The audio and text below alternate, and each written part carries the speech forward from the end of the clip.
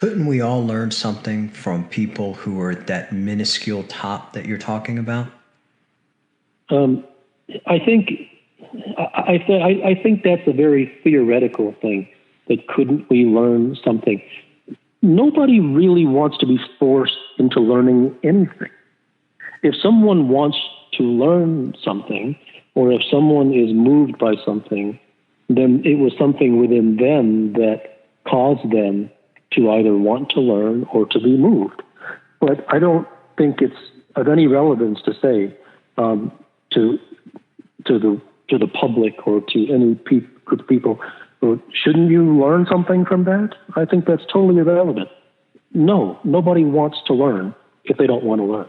And telling them that they should learn is disingenuous because it will fall upon deaf ears. But what if I do want to learn? And let me give you a specific example. Let's take and younger, I'm just talking about in tenure, a young person who has become a CEO or senior executive of a fast growing company.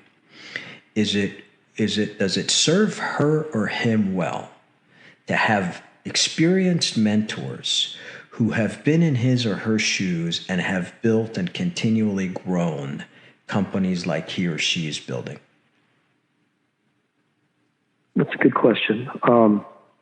I think there are definitely some tricks of the trade, some practical things that are beyond books and journals and schools and real practical level things that one could in fact learn from someone who's been there. There is no doubt. The problem is that if we look at the entire picture, no one will really stay in their own lane. In other words, if you have, quote, a mentor, which I don't really subscribe to mentors. But imagine that you had a mentor and that mentor had 12 really, really poignant things, and they were very small and quick little things that they could teach you that were of incredible practical value. Now, if you could be absolutely certain that that mentor would give you those 12 little things that you could implement, and that might save you some years and save you some money and save you headache in your business, then that's perfectly, I think, helpful and beneficial. But what will invariably happen is that once those 12 things, or along with those 12 things, will be a culture that will be fed into you by that mentor, you will be subject to his recycled experiences. And so he will not stay within the domain of those 12 little things. He will invariably go into, well, this is my philosophy and this is my X, Y, and Z. And he will never stay within those 12 things. And so therefore, in my opinion, I think that mentors bring about, I think, in many ways, more detriment than benefit, because they will not be able to be so perfectly disciplined as to give you only what you need without giving you anything extra.